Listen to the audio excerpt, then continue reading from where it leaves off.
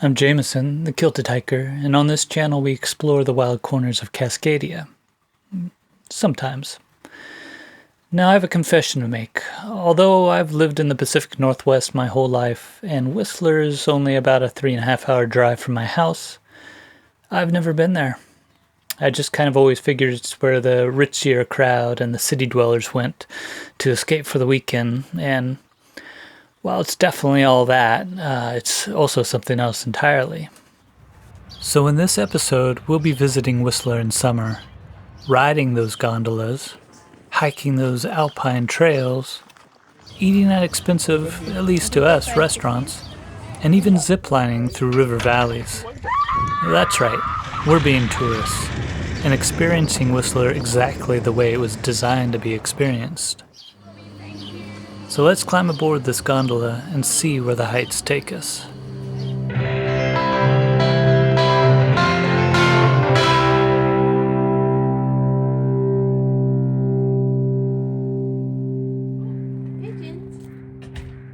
Hey. Are you ready, Amelie?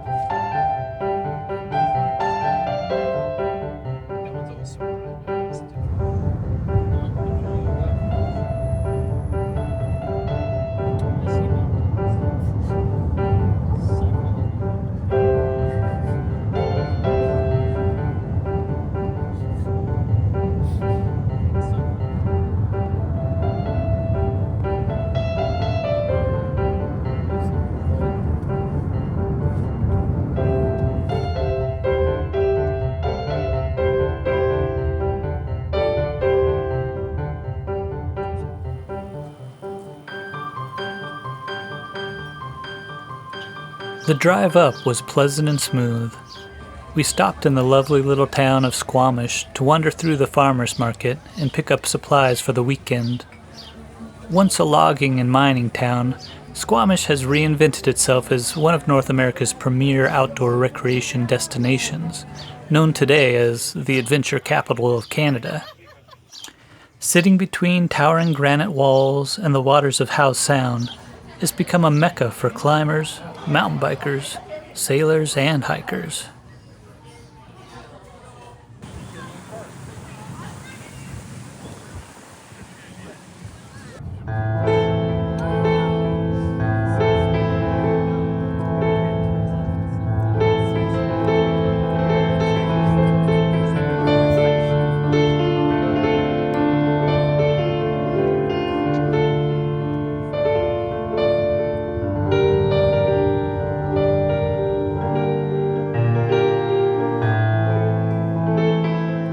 Upon settling into our condo in the village of Whistler Creek, we walked to one of the neighborhood restaurants, Creek Bread Wood-Fired Pizza. It was a pleasant way to settle into our first night on the outskirts of the main hub of Whistler.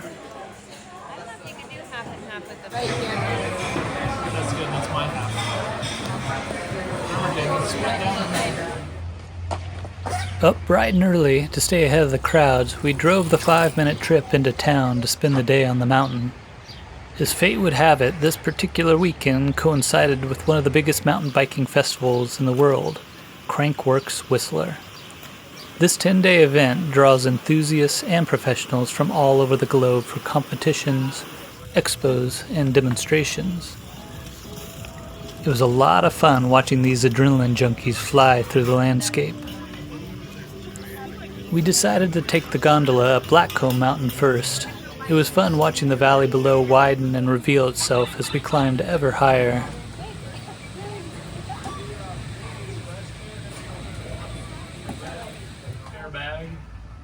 My hat's blocking my view. Oh, that's cool.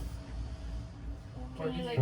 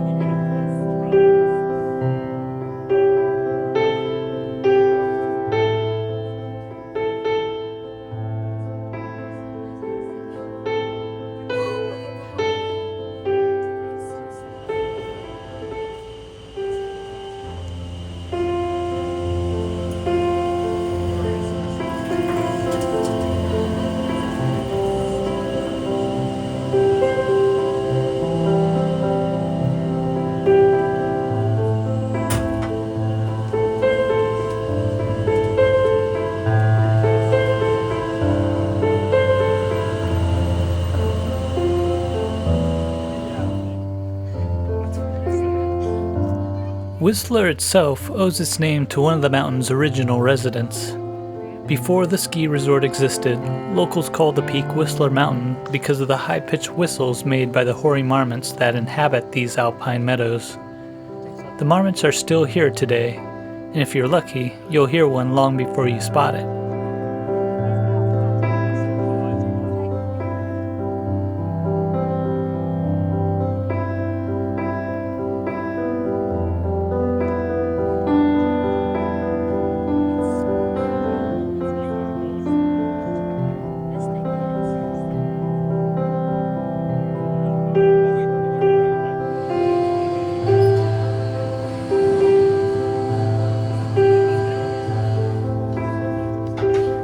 Once at the top, we hopped aboard the Peak Gondola over to Whistler Mountain.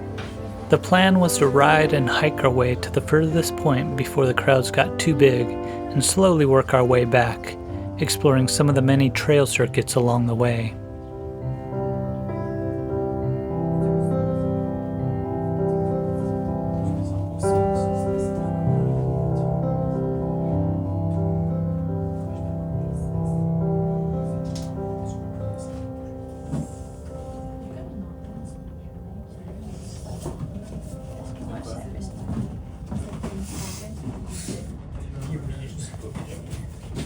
The Peak Gondola is quite the engineering feat.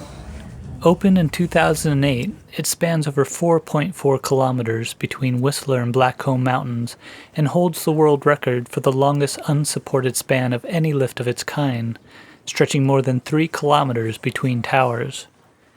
At its highest point, you're suspended some 436 meters above the valley floor, higher than the Empire State Building is tall, and it feels less like riding a ski lift and more like quietly floating across the sky.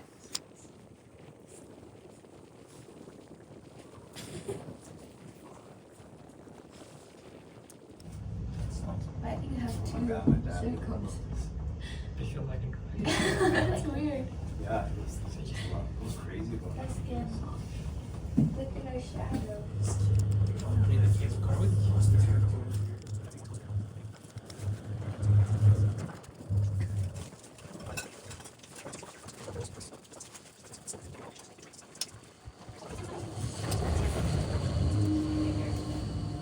Okay, you gotta jump off on count 3.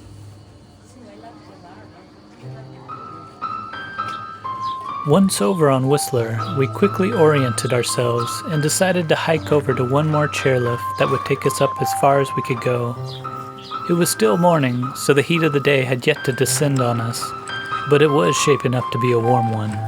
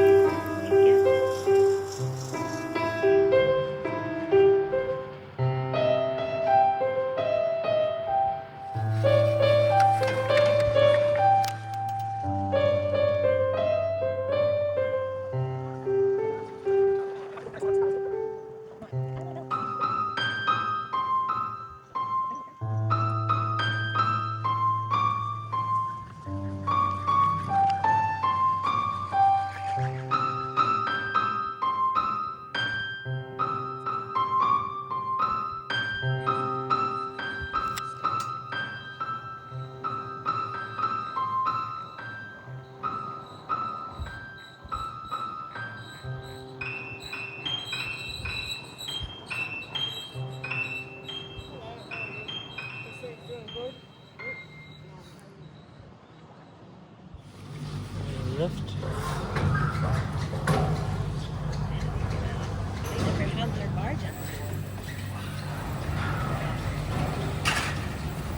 Wow.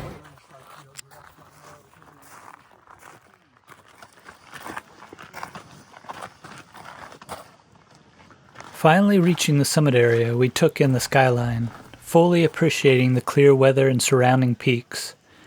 From there, we headed over to Cloudraker Sky Bridge and joined the queue of tourists crossing the suspension bridge to the Raven's Eye viewing platform. There was definitely some movement in the bridge, and I could only imagine what it would feel like on a blustery day.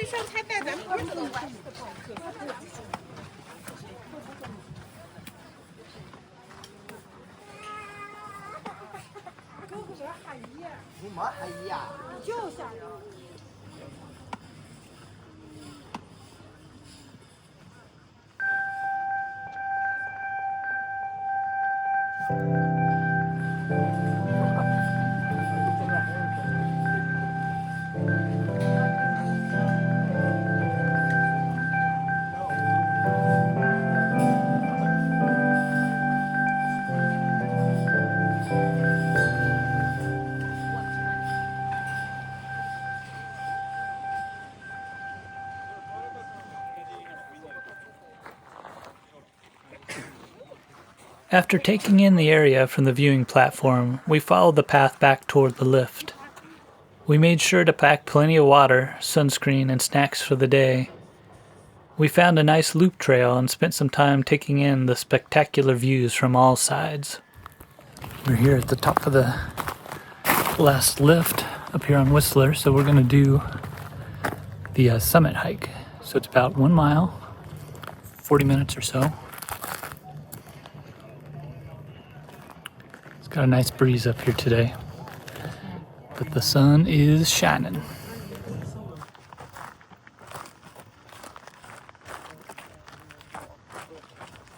No, this one does not look like it's not packable. That's not how that works. You ever just like get moldy bread and cut off the crust. Dustin, you better run. You can do it with cheese. You better start running, boy. I'm throwing this at you.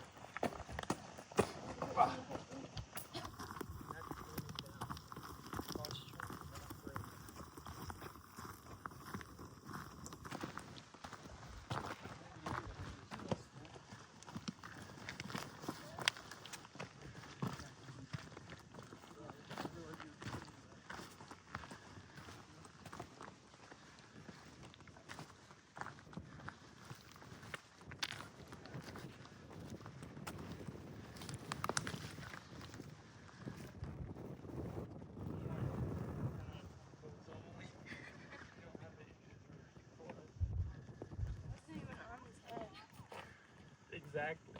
You guys miss over there, not looking over to the side. Right there, you see what it is? That like.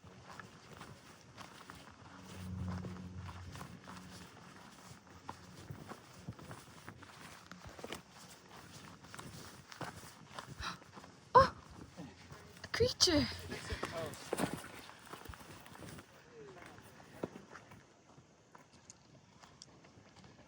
This is the highest point on the list.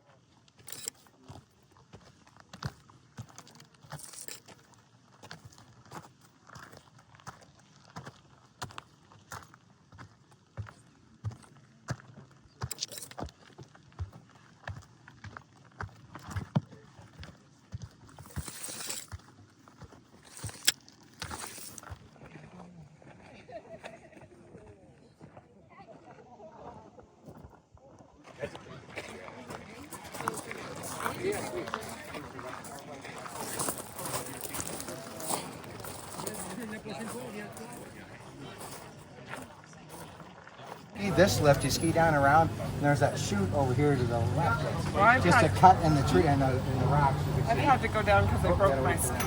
We can go forward if you Yeah, I want. broke it right in the Oh, you got forward? Yeah. Okay, Go yeah. ahead. We're doing a family thing. Eventually, we found our way back to the chairlift, riding it down to the main lift area.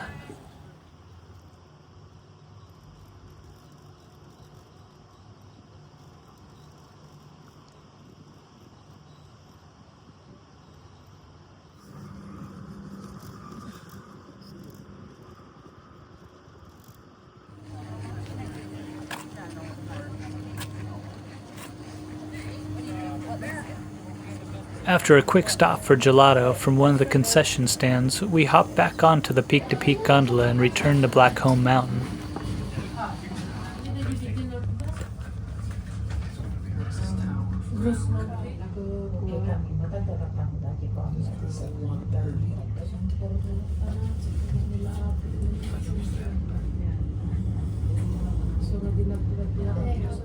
After orienting ourselves with the trail layout, we headed out once again to explore the alpine and hopefully spot a few more marmots. Oh, no, arrows are mandatory trail directions. Oh, So we have to go, so we can't go. so we have to go that. That's some bullshit, but I will comply.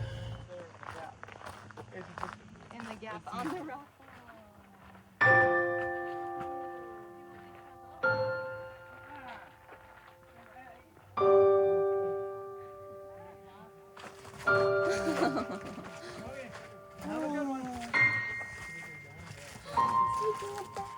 Yeah, you can do that other week. What's that? What's that?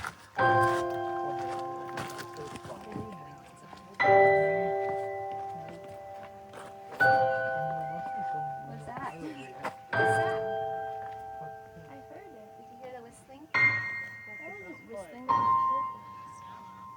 Family praise a family sacrifice.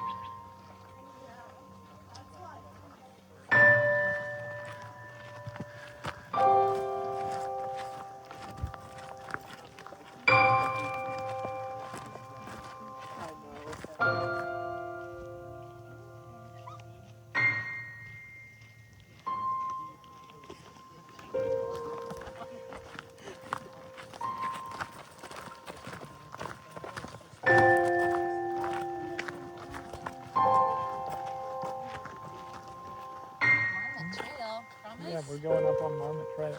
Oh, yeah. No, this is the walk. This is a trail. Kidding, it's Marmot Trail.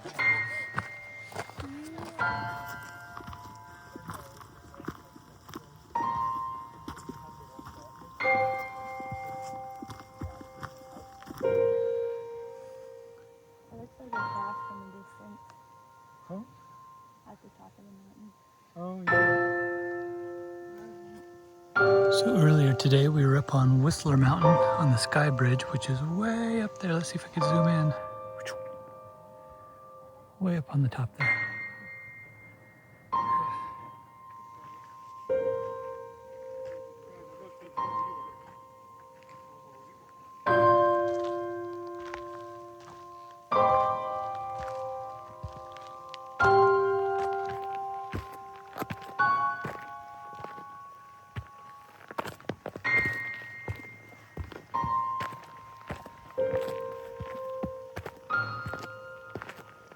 James, the views over here.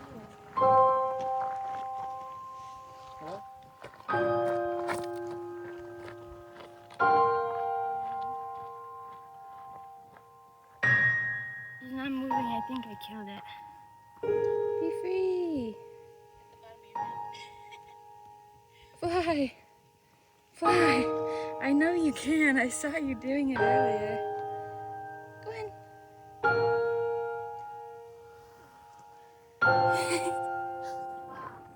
After about a couple of hours on the trail, we climbed aboard the peak-to-peak gondola for, yes, a third time across the void. This time to descend to Whistler Village via Whistler Mountain.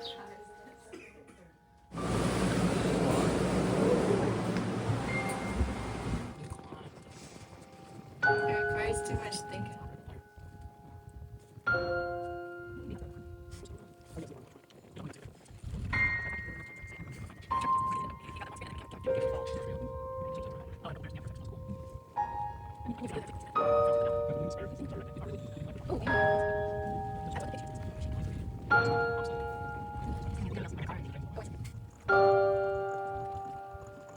I wasn't quick enough with the camera, but we did catch a glimpse of a mother brown bear and her cub just below us. Hopefully none of the thousands of mountain bikers zipping down the mountain found themselves between those two.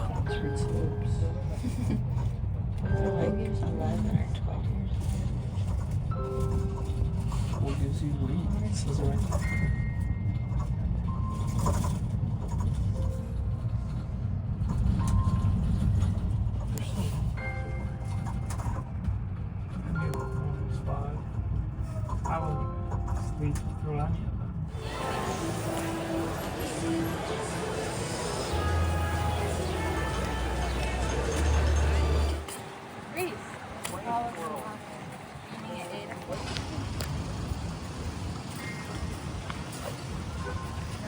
These? They could be. I think they're fried chickpeas. We can go look on the menu. Look at it. Why don't you just eat it and find out? Oh, it's like yeah.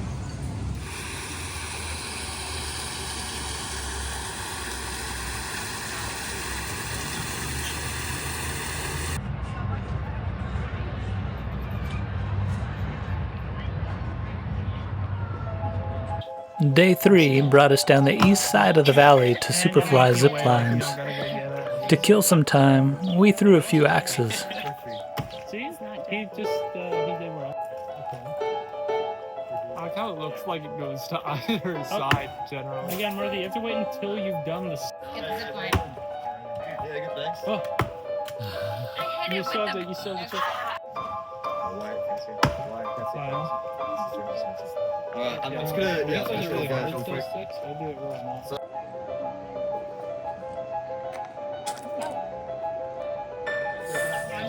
Soon enough, it was time to climb into our harnesses and ride an ATV to the starting platform further up the valley.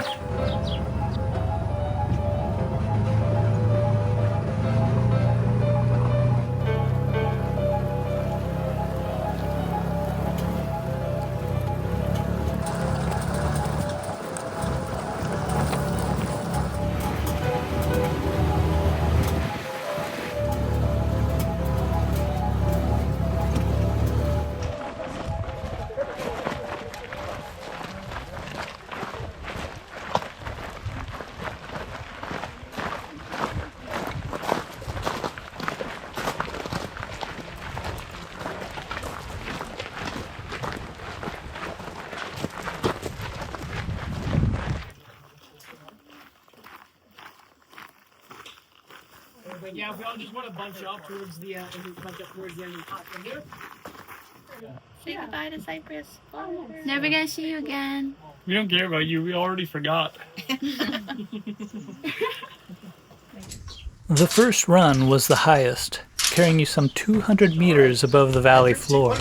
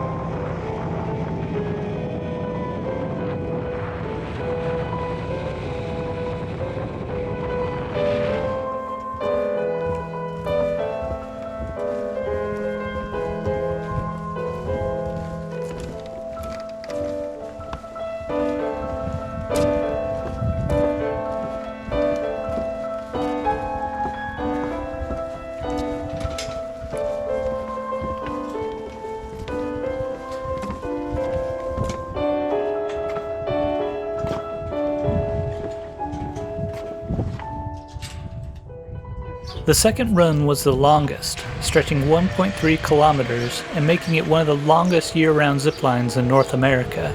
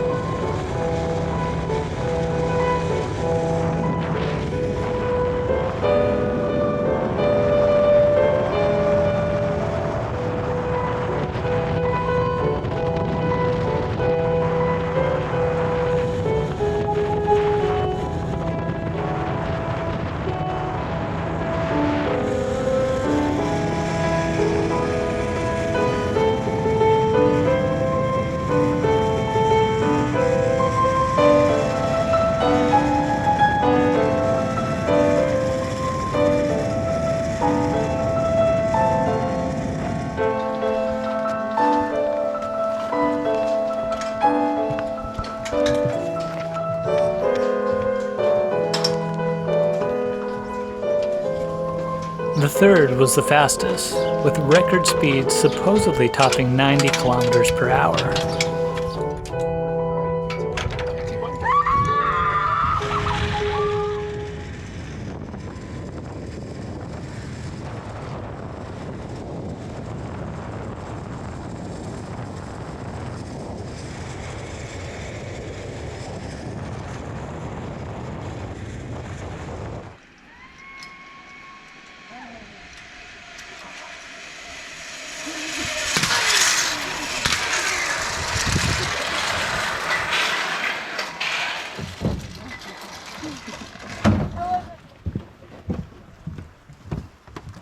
Why are we going down so much?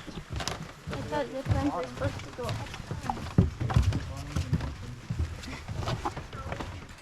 And the final line was much more relaxed, There we go. bringing you close Okay, enough to 3, hold 2, 1. hands with your partner. It was a sweet descent.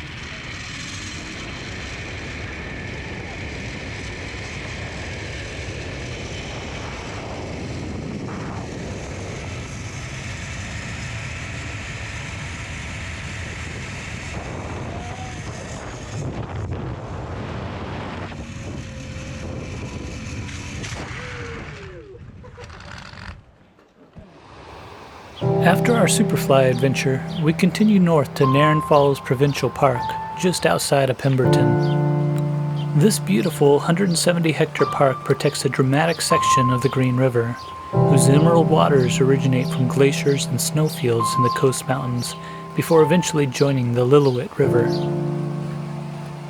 The hike to Nairn Falls is only about 1.5 kilometers, where the Green River suddenly narrows and plunges nearly 60 meters through a volcanic rock gorge that it has spent thousands of years carving. The result is one of those places where you find yourself lingering longer than expected, simply watching and listening to the power of the water.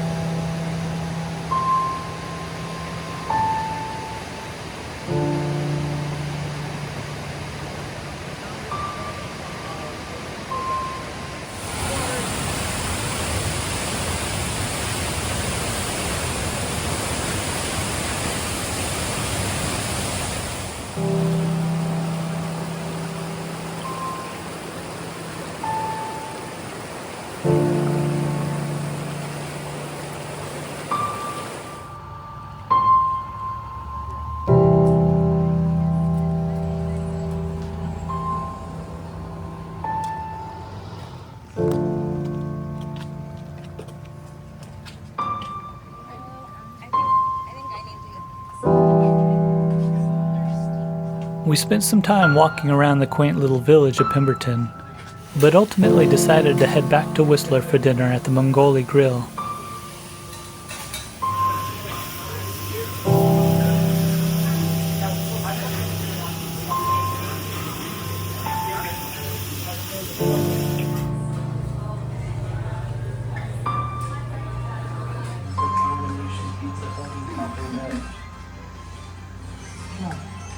I like the dress. Ow! Who put a bomb underneath the bridge, killing me on the bridge? Oh, that's insane. After dinner, it was back to the condo, and early the next morning, we were on our way home. 3 nights on Whistler felt like the sweet spot for becoming acquainted with some of the highlights, but I have a feeling we've only scratched the surface. Beyond the gondolas, the villages, and the festivals lies a vast backcountry of glaciers, alpine lakes, and remote trails, and I suspect I'll be back soon to visit those areas. We made one final stop in Vancouver's Chinatown neighborhood for some dim sum before driving the last leg back across the border.